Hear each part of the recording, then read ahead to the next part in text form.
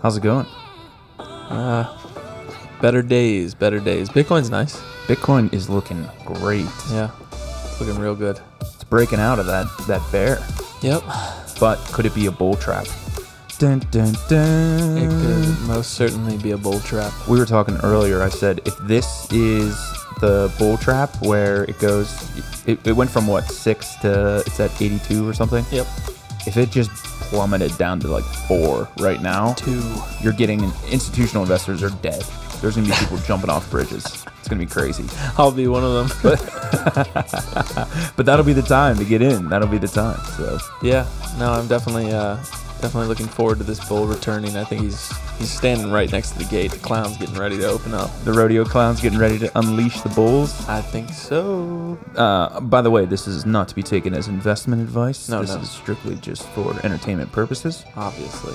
Anyway, on this episode of the ICO Alert Roundtable, Q and I brought a special guest on. Our special guest was Mr. Zdravko Loborec. And he is from a project called REM Loyalty, which they're doing some pretty cool stuff.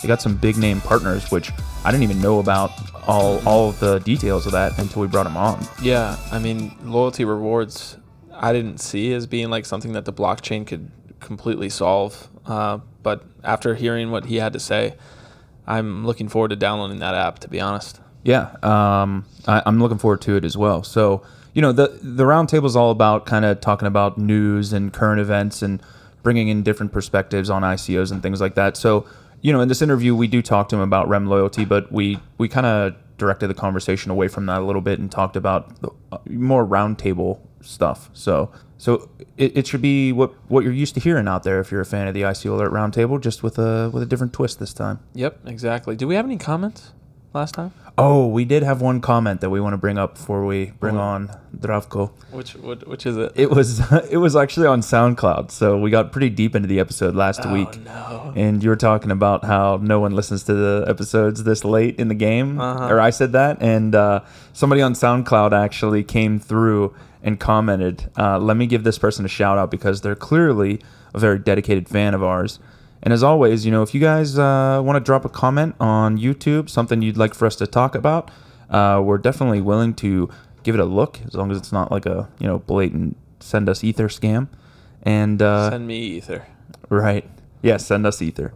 It's Monkarn Gruel from SoundCloud. So give some context. I think you made me re-listen to it because it was so funny. But the context is we're deep into the podcast, which was a little bit long. Apologies for the long podcast. We wanted to get everything we could out of the interns that we brought on. But yeah. The context was something to the effect of we brought up Tinder. Right. Why do you need decentralized dating? Well, you don't, because Tinder. Yeah. And then I said, oh, I hope my girlfriend's not listening to this. And then I went on and said, well, we're at like the 50-minute mark. Trust me, no one's listening to this. No one listens this deep into the podcast. But apparently, Mr. or Mrs. Monkarn Gruel, big shout out to you. They said, I'm still listening, LOL. So we're going to give you a shout out and let you know that we are appreciative of your comments and support. Yep. Awesome. All right. What do you think? Let's get into this roundtable. Jump right in. Yo, Q. What's up, Ev? What is the ICO Alert Roundtable? The roundtable is a casual discussion about current events and coins that we're passionate about. What isn't the ICO Alert Roundtable? The ICO Alert Roundtable isn't tax, legal, financial, professional, or any other kind of advice. For sake of transparency, members of this week's podcast hold the following coins: Bitcoin, Stellar, and Ethereum. All right, so we now have on the line Zdravko Loborec. Hopefully I can say that in Croatian well enough, from REM Loyalty. How are you, Zdravko? Really well. How you doing? I'm very well. I know that you're over there in Vancouver, so we appreciate you waking up so early to join us on the ICO Alert Roundtable. Thank you. It's a pleasure being here. So what was part of the reason that you actually are in Vancouver? Are you there because you based the company there, or you just happened to be there and started the company there? No, the company's headquarters. I mean, right now we're an Alberta-based company in Canada, but that's moving out to BVI. And interestingly, we've got a subsidiary being set up in the States, which is unusual these days. That's going to be set up under Bill 269 in Vermont. We can talk more about that later. because we are offering our token in the States as well. But no, I came here originally 6 years ago with work. Last 17 years, I was a partner with Deloitte in our consulting division, and did analytics and blockchain and stuff like that. But I met my wife here in Canada, so as these things happen, I ended up staying a bit longer than intended, and 4 years ago we moved out to Vancouver for work. That was before REM Loyalty had started, so just ended up being a choice. Skiing, beaches, good side of the country, so it's just home now. Yeah, excellent. How's Alberta's climate? That must be. Yeah, well, I think it's great. But it just I always describe to my old Australian colleagues, it's like kind of like living in a chest freezer. It's sunny. It's really windy and hardly ever rains, but boy, can it get cold. Yeah, and so it's just adjustment. And, for a guy from the Southern Hemisphere, living in snow introduces you to a lot of life skills you never had before. I love skiing and this stuff. I've concluded I don't like living in it. Gotcha. Yeah, it's funny. Like Vancouver for Canadians is the South. It's pretty much the best weather you can get. And for Americans, we don't even want to go up there. Yep. unless it's between the summer months. So we're happy to have you here. It's good to hear that you've got, some great experience behind you with, working for Deloitte and stuff. One of the things that we always mention for people who are looking into projects that they want to get into is making sure that the team has good, solid work experience behind them, making sure that the founders of the team are willing to actually go out there and talk to people like us and be, facing the crowd and put a face behind the name, not just some anonymous group out there. So it's good to hear that you've got that background. Why don't you tell us a little bit more about REM Loyalty, what you guys are trying to achieve, and we'll dive into some of those topics. Yeah, no, and thanks for asking. I think REM Loyalty is a loyalty management program, as you can probably tell, from the end of it. And blockchain was a good solution for that. When I was working with Deloitte, a lot of the work we did was on analytics, and a lot of my clients were in gaming and casinos and airlines. Which was good for the travel thing we'll talk about too. But a lot of that was loyalty program management. If you think about it, people in gaming, particularly now as it's getting more and more prolific, people are earning money from these ventures, and casinos are masters at marketing and ensuring loyalty. And so are airlines. If you think about it, last year, United's loyalty program was worth $14 billion more than its actual airline, which is quite amazing, but wow. That's how things have become. So I was in the industry and would see a lot of the stats and data, but despite the fact that it was growing, it's about 11 billion now, and it's growing at a pretty good rate every year. The customer satisfaction rates were really low. They rarely get past 50%. It doesn't matter what report you grab. So it was the usual stuff. People were attracted to the idea of earning rewards, and businesses wanted to work with loyalty program managers that could get them that, but people had the usual same problems. They couldn't transfer points. I mean, if they could, there was usually a cost. They're expensive to buy. You could never really convert them to cash in any meaningful way. You were sort of stuck within one program, and the rules would always change. People sort of would earn these amounts, and to everyone, you feel like you've earned them. Even even if you were on someone else's dime, you still felt like they were your points, right? And I have plenty of consulting colleagues who felt that way, but you'd sort of find these rule changes going on every year, and they're centralised and controlled. So it was just hard for these programs to get genuinely good satisfaction rates. So along with my co-founder, Jeremy, we decided to set about saying, well, okay, blockchain seems like a really good solution.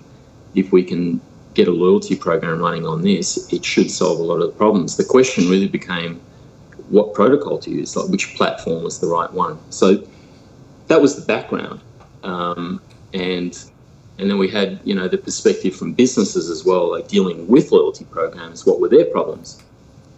And we found the same thing. Blockchain was a good solution. So that's how REM Loyalty came about. That was the genesis. And yeah, I can tell you more about the company now if that's a good time. Yeah, sure. So actually, one of the questions we had slated to ask you was why you decided to choose the Stellar protocol. So if you just mentioned that, why don't we talk about that a little bit? What did you see were the benefits of using Stellar as opposed to some of the other protocols that are out there? So, well, it's not a hard question to answer. Right? So let me start with the answer just so people get that as well. It was speed and gas cost, right? I mean, We don't need a touring contract for a loyalty management program. And, there are a couple of other loyalty management programs out there I've seen as well that are on ERC20, and I think it's too complex. I mean, we benchmark the price of our token, which is hard to do sometimes. Like for a lot of the people I'm in partnership with and so on, you base the price of your token on mathematics, like what's the volume we need, what's the capital, what's the amount of fundraising we need, therefore what's the price of a token. In our case, we were able to benchmark it too, because you can quite easily take a look at the price of other, say, commercial flight miles. And in our white paper, you'll see that we've gone through that exercise. So we came up with, 4 cents. So here we have, 1 billion tokens coming out to market at 4 cents. And for us, like any loyalty program, it's volume and circulation, which is important. Now, if I'm going to have something serving my clients well and fast, and I need it to be efficient, and I don't need massively complex contracts, then we're looking for a solution that had speed and low gas costs. And at the time when we first started, going back maybe a year and a half back, we just first started hearing about Ripple and then, Stellar and the others. And I was looking at all of the speeds. And, as we all know in blockchain as well, we're still trying to get to speeds that, even what I call Internet 1, Visa does 24,000 transactions a second, right? I mean, it's so... blockchain isn't necessarily fast, but we just needed it to be as fast as we could. So that's how we came to Stellar, and we liked the peer-to-peer clarity. I mean, one of the things that we're all about as well is having a fair price, for loyalty rewards and so on. And Stellar also had its inbuilt exchange, it's Stellar X, along with fiat conversions and that. So we just thought it was a really cool one to run with. And the guys on there as well have been really helpful all the way through. They had their own white labeling protocols as well, which is helpful for us for KYC and all that. So they were all the reasons for Stellar, and probably in that explanation, a couple of the reasons why not ERC20. It's the volume and speed that we need out of Stellar. Right. So how many transactions per second is Stellar getting? If you're talking about scalability, how many of those transactions can go through per second?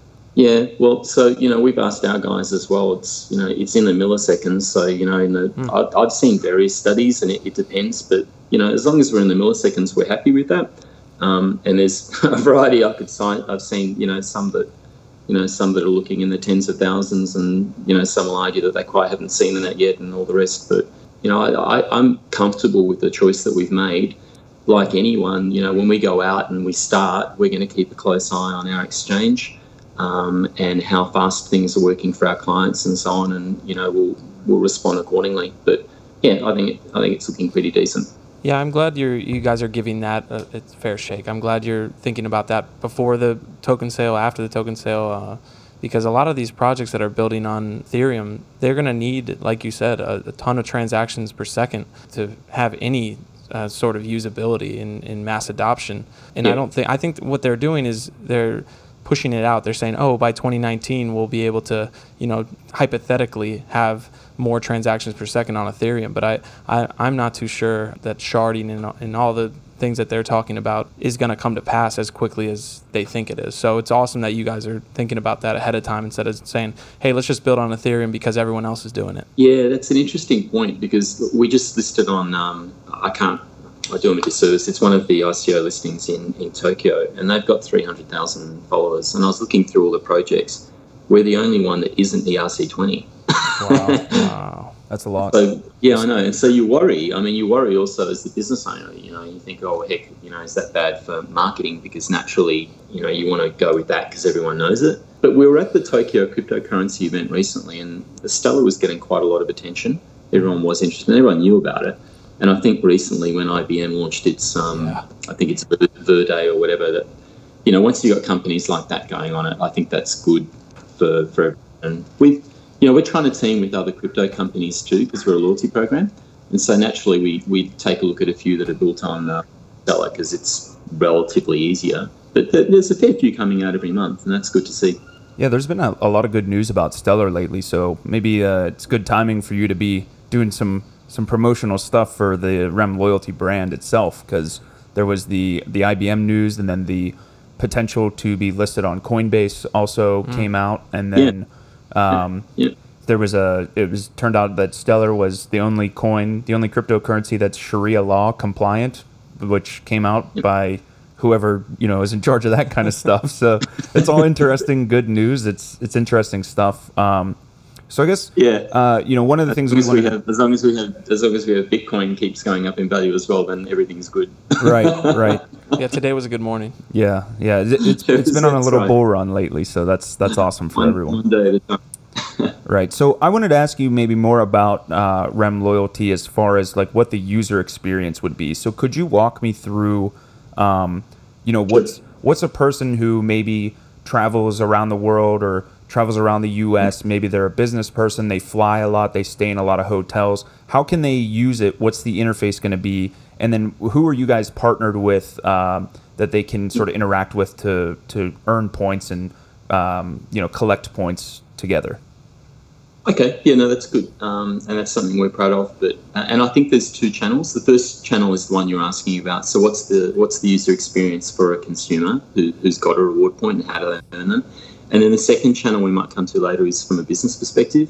What's it like for them to partner with us and so on. But yeah, firstly and most importantly, what's it like? So we were originally going to go out in February, but as I said before, philosophically, we wanted to always do what's become coined now as a reverse ICO. We wanted to be an established business first with partnerships and utility in place. So on day one, which for us is September 4, and by the way, we call our ICO a loyalty token offering or an LTO. We've done that just to distinguish ourselves a little bit and say, hey, you've got utility from day one. You buy your token, get your app, and you can start using them on the same day. And that's what our team right now is spending a lot of time on, is that experience and the beta testing. So what are they? Well, there's a few things. We also wanted to make sure that people who could earn rewards with us and use them were having slightly different lifestyle type experiences. So the first one is travel. So we've partnered with a few companies and they're all on the website. And so Pindit is an online travel agency. Think Expedia, Bookings.com, Hotels.com. Pindit is one of those companies that basically gets you access to every airline and every hotel. So you're not limited in any stock. And if you're booking any airline, you have the advantage of double dipping, which, all rewards points junkies love it. So you can still book your flight and get whatever frequent flyer point you like. But the point is, by booking through us and paying with crypto, in this case our altcoin, the REM, you're also earning rewards with us and earning REM in that transaction. So we've benchmarked it where our earn rate is 7 times Expedia, and it's twice Orbitz, which is currently the leading OTA in the market, plus you still get your frequent flyer points. So that's a good deal. And that's not because we're geniuses. It's just when you put a loyalty program on blockchain, it's more efficient and it's smarter, and it has a lot of other attributes which keep people happy. It's quite different. And I know I'll digress for a sec, but the loyalty industry is based on a principle of 80% breakage. Like the way most loyalty programs make their money is by employing really expensive sales reps, and then they kind of want your points to expire because it takes it off their liability, the balance sheet. And once you've created a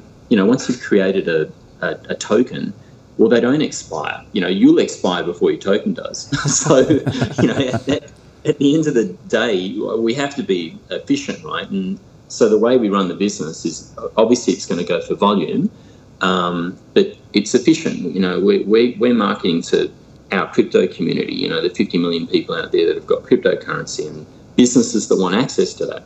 So anyway, so the first one is travel. And then on the hotel side, it's pretty much a slightly better deal than Bookings.com or Hotels.com. 1 in every 10 nights will be free. There's no preconditions or qualifying periods. So that one's pretty straightforward. So yeah, it doesn't matter where you are and you're not locked into any deal. And, I wrote a blog about 4 weeks ago on our site, which is about airlines. It's called The Love-Hate Relationship. Because, everyone plays the points games on airlines and it's the same old problem. Right? You get your points and then can I actually book a flight with it, depending on your status? Someone else has got points, I need to get my niece over for this or that and I can't combine them and all of that stuff. Well, the beauty of this product is the REM's got a face value, right? It's tradable. So you can just take a look at the actual price of any flight, figure out your REM conversion, and you can make a logical decision on every day instead of being locked into one program you can still get your points off that program in the background as well. So it's kind of the best of both worlds for business people or consumers, and everyone likes travel, right? So I think that's a really good option to start with. The second experience, which you can earn and also redeem, is rent.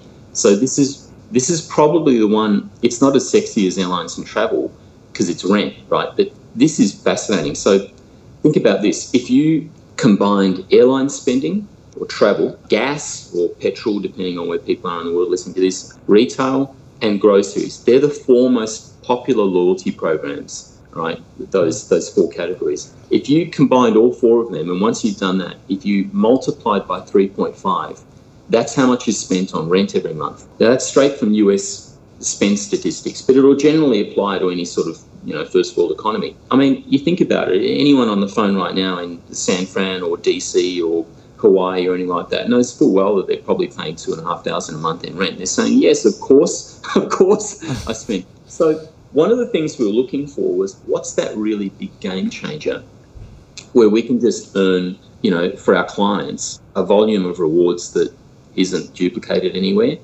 And so that's when we found rental miles, and rental miles rewards rent. And so, at last someone's saying, okay, well, let's just find a category. And I think what they're trying to do is what Amazon did to retail, they're trying to do to rent. And they're just saying to people, okay, well, if you pay your rent on time, if you get a good condition report, and if you release within the group, we'll reward you. And they pay out an average. So with us, they pay out an average of $800 to $900 per annum per apartment in rewards. And that REM goes to the renter.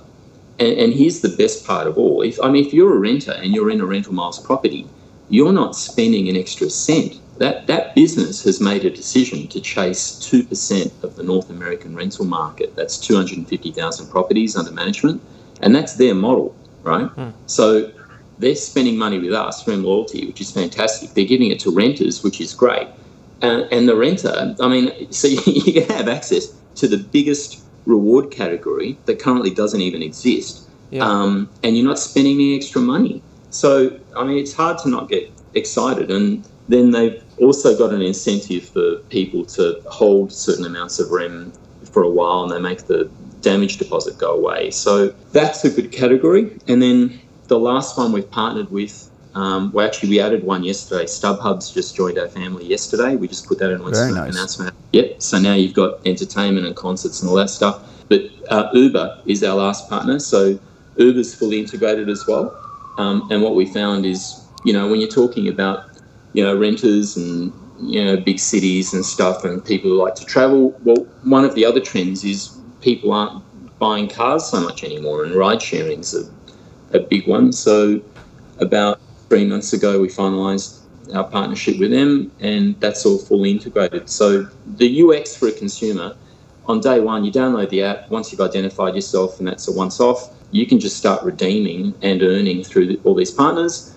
And you just click over how many REM you want to convert, and you do it right there. You can book your hotels and travel and everything right within the app. It's all there. So it's pretty easy, I think. And, when we go out and do our LTO, raise more funds, what we're using those funds primarily for is to what we call rescuing rewards. So we've got a little animated video on our website on this, but rescuing rewards to me is that one where we can combine points from lots of programs. And a lot of people have asked me, well, how do you do that? And it's pretty simple. From the time I've spent working on loyalty programs, every loyalty program has a category of rewards earners that we call clingers. They're sort of, they've got enough points that, the evil loyalty industry can't get rid of them. Like they can't push them out of the program because they stay just active enough to hang in there. And they see value in all of these points. But are they really useful? No, they've probably got 4 or 5 little buckets of points that aren't quite enough to do anything meaningful with. So what we're trying to do is make offers to those loyalty programs, special offers, to take those rewards participants out of the program and enable them with good offers on the REM to combine them into a more useful amount, come back into the program with a larger amount, and then do something good with it. So again, we're setting up these bilateral arrangements, and we've already had discussions with a few of those, and the math makes sense to them, and so on. So That's the whole UX. We start on day one with travel, rent, StubHub, Uber, and working our way towards combining all those other programs. So that's the consumer side. That's what I call channel one, right? Yeah, I'm actually having trouble figuring out which one I'm most excited for, to be honest. Loyalty programs in which field? I had no idea that loyalty programs in rent in real estate would actually are actually a thing. So it is now. Yeah, it is now. But it's actually, I mean, you know, rent. My first job in 1987, my first job was as a stockbroker, and when I was a broker back then, I used to get 1% of every trade, which is nuts. I mean, imagine someone ringing up and buying, you know, $400,000 worth of stock, and you know, you get $4,000. I mean, no one that makes no sense. But it was like that, and slowly but surely, the world asset management, everything changed, and we moved away from taking a percentage of anything. The last industry that still has it is real estate, and you know, any real estate broker or licensed person on the phone will admit, you know, it's pretty good. I mean, you know, for most people in the world, the biggest asset they'll ever have is their house, and they've got to part with 2 or 3% of it every time they sell it. That makes no sense to me. And then even in the rental industry, it's full of brokers and middlemen and so on. And so you just needed to find a business that was willing to bust that model a bit and challenge it. And then you can take all that fat out and give it to the people who are actually paying for it, which is the renters. And I love it because, you know, and the landlords can see it too, right? I totally get this model. I mean, if you're a landlord, yeah, sure, they have to pay some money to rental miles to look after their property. But if you think about it, the landlord's seeing that company is rewarding people who pay on time, keep the place clean and release early. Well, that's good for them, right? Their house gets looked after better and they have lower vacancy periods. So, you know, it just makes sense for both parts. Right. It's about time as far as I'm concerned. Yeah.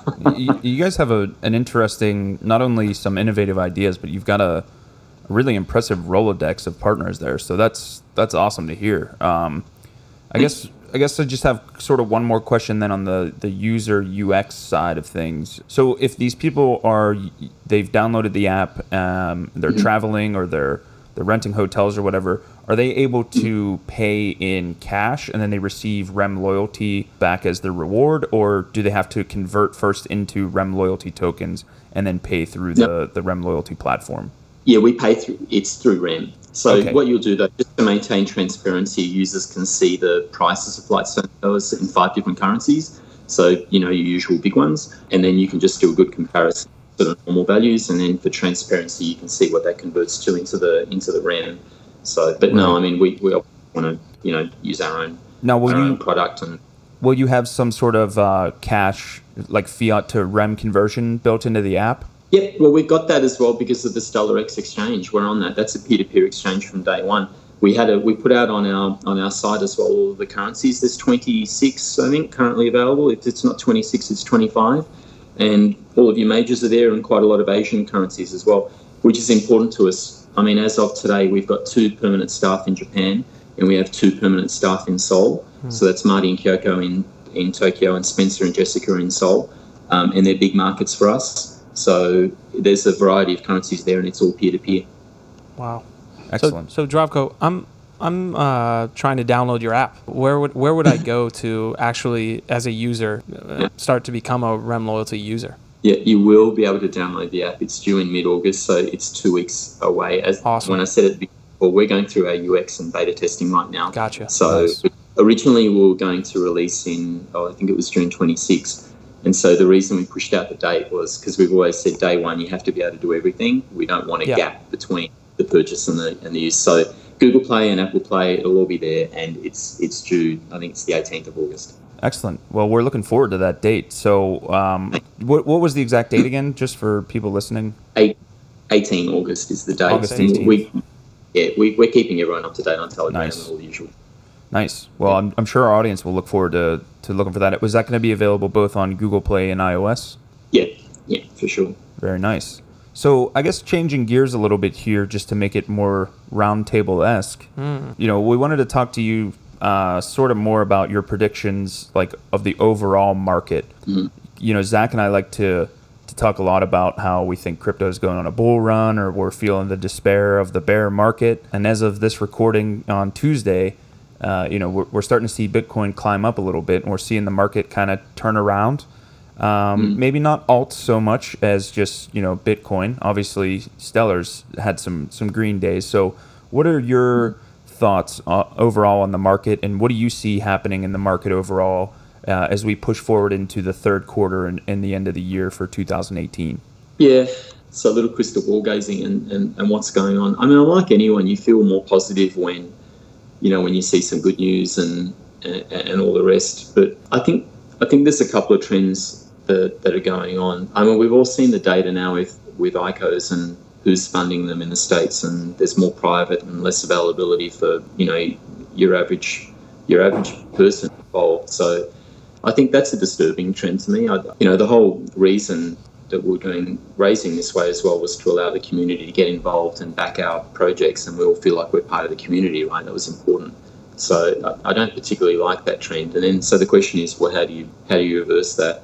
I think we've seen a lot of cease and desist orders that have come out in various states, across the last 3 months. And being registered in Canada, that was a joint project the US SEC and the Canadian regulators undertook. So, I'm one of those projects that was unscathed and, continues life. And I think to myself, why? I think part of the reason is we're getting better at the way we're promoting what we do, and we're getting more cautious. Like, a lot of the people who use the word or term investor quite flippantly, we're a utility token. So, technically you can't invest in us. Mm-hmm. I think one of the trends is to make sure that we're a little more professional in the way that we use terminology and making sure that people are aware of the risks that they take.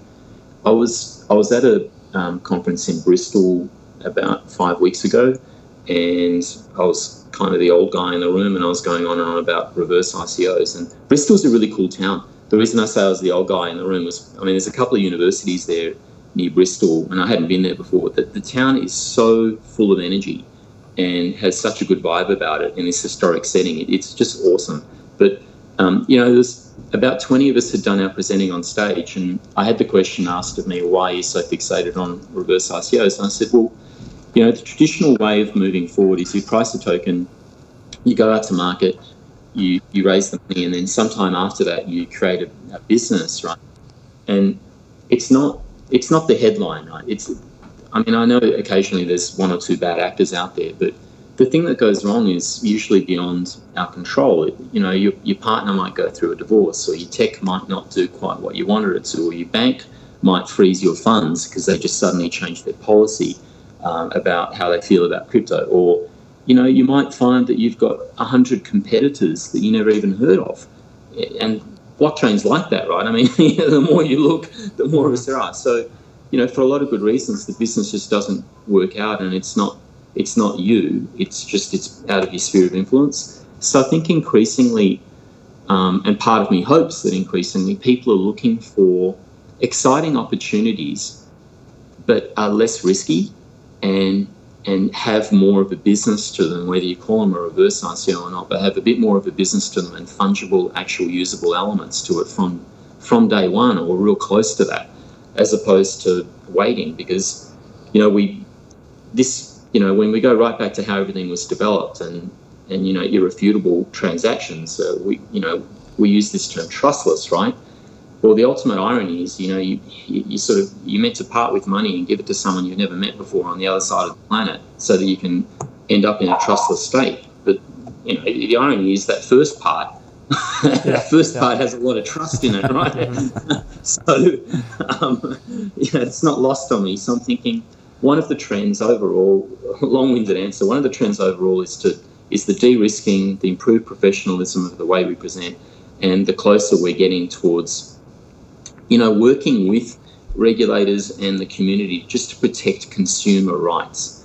And I'm not so fixated on what the SEC says. Well, we're launching our utility token in the States, and good luck to me as the sole director and everything else. But and when we are. Well, we giggle, right? And my wife asks me about this every now and again. And we are chasing a no-action letter. from the SEC, and we reckon we might get it. I mean, who knows? But irrespective, we're launching ahead because I'm saying, hey, look, don't kill us just because we made a rewards program that's got better attributes than another one and it's built on better tech. Why would you throw someone in the slammer for that? I think what we need to be focusing on is what's good for consumers, like what is just actually good for your client. And if you can honestly say, this is a good product for my client and it's a fair product for my client, you'll find that all that other stuff that the SEC tries to police and everything is actually taken care of by answering that question honestly. Yeah.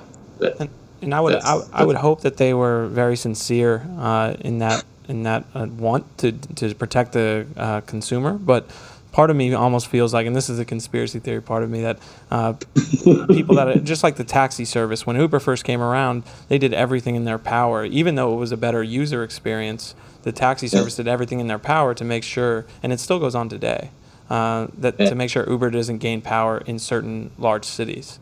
Absolutely. Yeah. I agree. I totally agree. Okay, so other trend, look, I think there are ups and downs in any market, right? And like I said at the start, I used to have a hat in the ring in trading and so on. But I think, we did a count the other day because we were in discussions with a few non-crypto clients for the business-to-business experience. And there's some good brand names. And they were saying, look, how many people hold cryptocurrency at the moment? And I couldn't find any one really good study that did it. There was a few that had been undertaken. And our best conclusion, so this is a REM Loyalty conclusion, we combined a few and we sort of came up with the conclusion that there are probably 50 million holders of cryptocurrency globally right now, and 10 million of them are active, about 1/5. Active meaning that they sort of hop in and out of an exchange every week or use it for something. And that was an amalgam, it's in one of our blogs. But, so where am I going at with that? Well, 50 million is a pretty small number. And although there are more cryptocurrencies coming on the market and so on, I think the rate of adoption is all heading in the right direction. I think more and more people are being more professional about the mainstream and the altcoins. And I also think that as more companies, of which REM Loyalty plays one small part, as more companies are accepting alts and cryptos as payment for mainstream goods and services, and as more companies in mainstream non-crypto want access to that market, which is growing, they're gonna form really good bed partners. And unfortunately, you can't. American Airlines CEO is Doug. I forget his name right now. Was a classic is saying, "Hey, I want the American Airlines reward point to be just like Bitcoin." Well, you can't. you can't. You might want that, and we all know why you want it. But on every level, that's such an abhorrent statement. You just everything you do is philosophically and diametrically opposed to our community. So, I think that we have a growing valid market, and we have a curious market that's not in it but wants access to it, and our professionalism is growing. And so I see a good long-term upward price trend, and that's how I see things. So I'm playing the long-term game. Yeah, I like your emphasis on professionalism and the increase in professionalism and the amount of ICOs, because it's kind of a joke in the office that early 2017, maybe even late 2017, we were continuously getting ICOs that submitted to us that basically they had every buzzword imaginable in their title. It was a decentralized AI marketplace, learning, trustless. It was the world's first. Exactly. And I think as we become more professional, we see less and less of that and more legitimate projects that aren't just slapping blockchain on their name to, say to raise funds and their business is gone in 6 months. Well, it's my favorite question is like when people are on stage and I say, they go through the whole presentation and I say, okay, but why did you use blockchain? Right. What part of that? And unfortunately, I had one fellow, it was only about 5 or 6 weeks ago, and I don't think he was the head honcho, but it was unfortunate. He said, we needed the speed the blockchain offers. And I went, no. He must not be transacting with Bitcoin too much then. Maybe not. But yeah, it is. There's a lot of that. There's a lot of hype, and the countries vary too. We find that the standards different, people's excitement levels and the sort of questions they ask vary quite a lot depending on whether you're in Japan or Korea or the States or the UK, and it's a very different feel as you get around in all of those too. So that's interesting as well. So what country has been the most that you've gone to, or what region, I guess, has been most accepting of the ICOs and and just cryptocurrency in general from your experience? I always say to my team, like, I have this analogy, where can you skip gaily down the street? Not worried about anything. So those markets are the UK and Japan. Gotcha. Right? So that's my take on it. Why? Well, I think the UK has been so distracted by Brexit, and necessarily so, that they haven't had a lot of time to, really focus on this so much. And although their banks are as hard to get into as the US, and they don't want anything to do with you if you mention crypto or blockchain. They just want in fear. A lot of actually setting up there and in and around there, like in the UK, the Isle of Man and all of those areas are quite well established regulatory jurisdictions, and the conferences are really well attended. And we find even without marketing a lot into Greater London, we get a lot of inquiries and a lot of good companies. We've also partnered with some really good companies there. So Crypterium has their head office there, and they're a really good partner of ours. We have an official project underway with Crypterium, which we can talk about if you're interested. And Open Bricks, so Shahad, who leads that, he's another UK-based crypto company. They're going to help our client rental miles accelerate into London, so the rental thing can start there faster. So the UK's been really good. Japan, again, in typical Japanese style, most conferences you go to, they say, hey, we'll have 30,000 people, and, you go there and you present and 3,000 people showed up.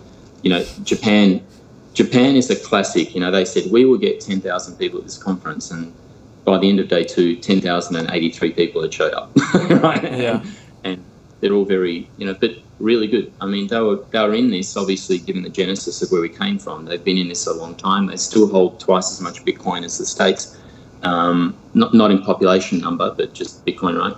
And they're an incredibly important part. And unlike Korea, where the executive order bans it, at the ground level it's not, because there's no regulations in place, so you still survive there. But in Japan, it's they regulate the exchanges. They've had a couple of problems, but they don't overreact. You can freely talk about your ICO, and they have very well organised crypto clubs, and that's why we put the decision in to get some full-time staff in there. I'll be back there again shortly. It's just a really good feel. But of course, localization is super important there.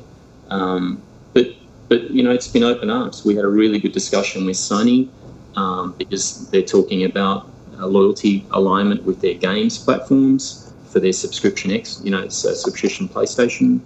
That was a Freudian slip. So yeah, it's good. And then on the other side of the coin, well, you've got to be super careful in China, at a certain level in Korea, and we've danced around all the issues in the States, of course, but I think we're all aware of those. We're still dancing. So we're still dancing. Yeah, exactly. So yeah, that's my take on the planet. Yeah, those are awesome takes. We always like to hear takes from guys that have actually been on the ground in those regions and seen the day-to-day of the growth of crypto and ICOs.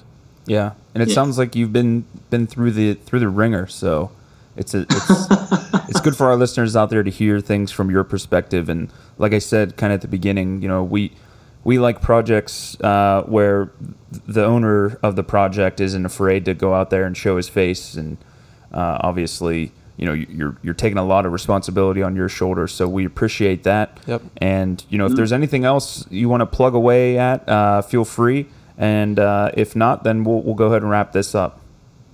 Well, could I just very quickly, we left out Channel 2, which is what's the business experience? And because we're a loyalty program, we sort of live and die by our partners, like the Ubers of the world and so on. So if I can just very quickly. Yeah, sure, yeah. there's 4 ways we do business. We've got our plug and plays and APIs already, but we really do want to cinch for businesses to be able to just work with us. So we can replace your native loyalty program with an API. That's pretty easy. Usually we hook into your CRM and agree the conversion table, however many points you want to give away in tiers and all of that. So that's pretty easy. We can also do what we call a one-way street. So at the end of the day, if you just want access to the market and you're a good brand, we can do that instead of 2 ways. We can do it one way and just introduce you to our market of clients who might want to redeem with you. The third way is the one I think it's really cool, and it's our QR code solution. So QR codes are used a bit in North America and a lot in Asia, but the thing I like about this, and when we can really use the strength we've got in blockchain, is when everything is timestamped. That's a really nice little attribute. So we're working with one guy, one's a vineyard, a winemaker, and the other one's a beef producer out of Texas who supplies Whole Foods. And you'll see their logo on our site. It's Clean Fork Ledger, which I think is a really cool name for beef, Clean Fork Ledger. But anyway, what that does is it provides a source of interaction between the producer and the end user, which they don't normally have. So like if you make wine, you don't know who buys your wine where, because you're normally dealing with the distributor. But by using the QR code solution, so what we can do is use a little peel and reveal decal or print it on the inside of the cap. Once people consume the product, they can scan that. They get their rewards points directly from you. They might have still got them from the retailer or the credit card or whatever they used on the way out of the shop. So that's great. Then they double dip on that too. But the point is, this now enables a producer to have a strict and good point of interaction with the end user. And they can even run a lottery. Like the vineyard we're talking to is saying 1 in every 10,000th person will get a free trip to Australia and a tour of their vineyard, right? And I think the thought of having brand reinforcement and a direct point of contact, or the end user knowing, hey, when was that cut of beef cut? When and where was that? Where did that come from? It gives you a limited form of supply chain assurance, but it also allows a point of interaction that didn't exist before. And I like it because, if you're a producer, you're not going to, and you can't have a CRM. You don't have a list of all of your end users. And now we're giving them that. And it to do much to do that, right? It's really easy. So I like that. And then, the last way, of course, is, like with, Crypterium and other people as well. The thought there is we just do a token swap. They're a fintech and, they're trying to disrupt the whole payments industry. And, well, when you're doing that, you want to team up with a loyalty program because it just makes sense. If you're doing payments, people, convert money when they're traveling. So team up with someone who offers travel. And then on their end, they've got a beautiful, pay and tap and pay system, which is good for us because then you can just redeem your REM in any outlet that's got a pay wave symbol. And all of a sudden then your reward points are, accessible to, 40 million stores or whatever it is. So I think I like working with the crypto community, and we've named a few businesses that are in it. And I just think that the more we think about how we promote volume and how we reward our clients, it makes a lot more sense to me. We take it from ideation and good tech to actual what's the business now and how do we reward people. So that was a bit of a shameless plug, but I think that no, that's totally fine. Well, I actually think the tech behind it's pretty cool. Going back to like the QR codes. So that would actually be a way, because I know a lot of the most popular loyalty programs out there now are gas perks via the grocery store. Maybe that's just in Pittsburgh, but I know there's some up in Canada that do that as well, where we all know you go to the grocery store and depending on how much you buy, you get it back in fuel perks or however it works, even potentially free items. But that's actually cutting off the actual suppliers of the products from the consumer, right? There's that middleman there. Right. So what you're saying is you would actually be able to work with the, whoever the butcher is or the winery, or I'm sorry, the beef farmer, and then have them put a QR code on their product before they ship it to the grocery store. And then once a consumer buys that product, they scan the QR code, and now there's some sort of back-end program where now the the winery has direct access to that consumer. Is that a fair assessment of what you said? Yeah, that's a good summary. The sticker, the decal gets applied at different places. It either gets printed or applied, at the point of sale. But yeah, you're right, and it's simple because they use the same app as everyone else. The business, they've just got their corporate, if you like, store of REM on their app, and when it gets down to a certain level, so every time someone redeems, the token comes out of theirs and goes into the consumers or the end users. And the beauty of that product is, I've been a retailer who's aligned with loyalty programs, and I can tell you right now, if I buy loyalty points so I can treat my clients, you usually enter into a 3 or 4 year contract. You have to have a minimum buy, and that's okay if it all works out, if your campaign works out. But if it doesn't, you end up stuck with all of these points, which, by the way, every contract says you cannot use personally. You're stuck with all these points, and they're not going to buy them back. They never do. So what do you do with them all? Well, the best thing you can do with them is just give them away in bonuses to your clients, but that's kind of a little bit wasteful. The advantage with, again, building on blockchain is, you think about it, if you loaded up your app as a business and you had 20,000 REM on there and 12,000 get consumed, and then it starts to peter out, well, then with your last 8,000, just go sell them on the exchange and convert it back to fiat. Right. Or book yourself a flight or whatever. I mean, it actually has this attribute of converting from an expense into an asset on your balance sheet, and then you can do whatever you want with it. So the business has the advantage of precision spend with its client, as well as the touch point, and that's the other user experience from a business that you can't get with a traditional loyalty program.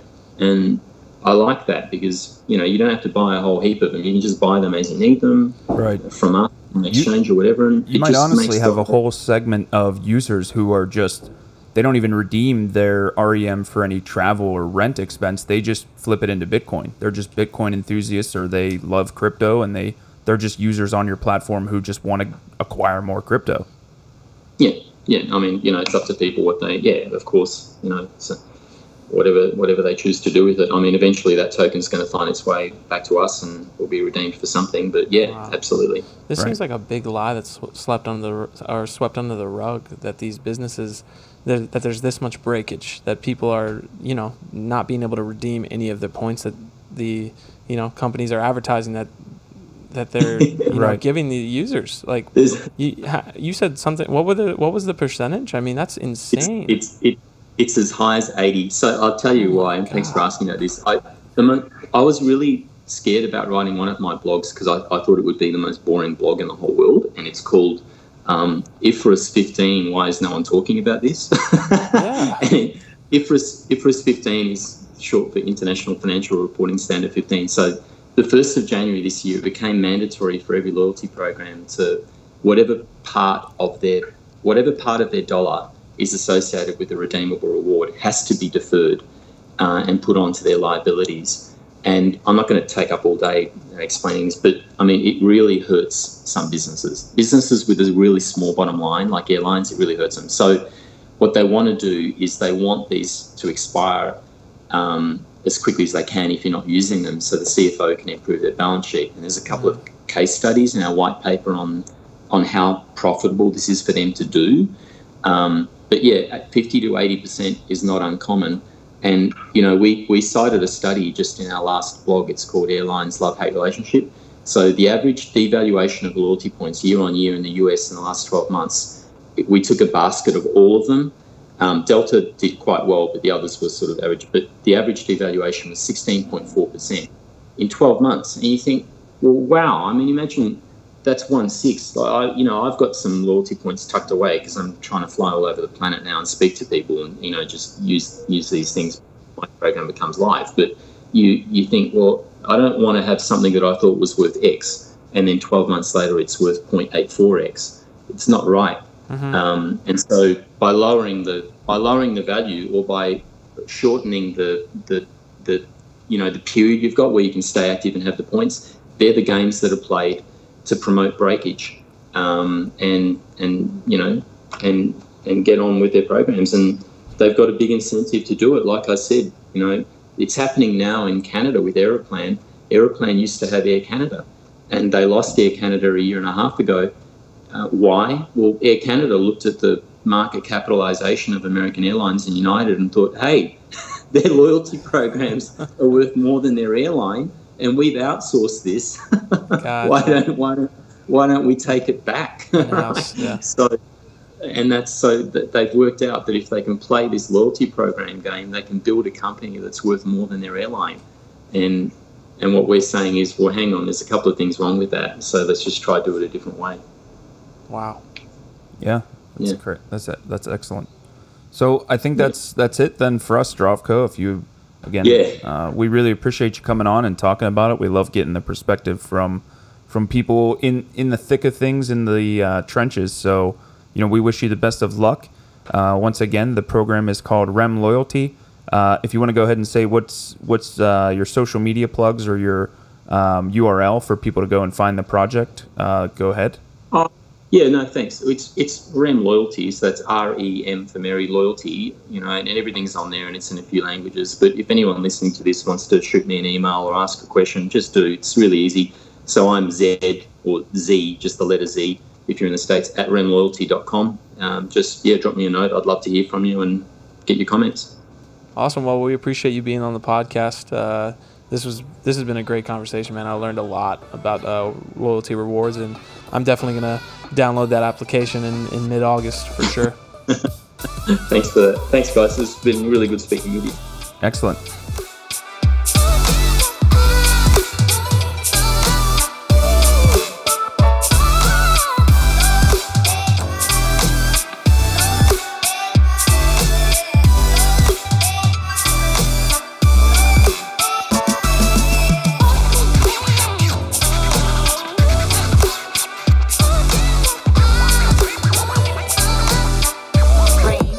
ICO Alert maintains the only trusted comprehensive list of pre-ICOs and initial coin offerings. This Pittsburgh-based startup has grown to serve over 1 million users in less than a year. But how did it get started?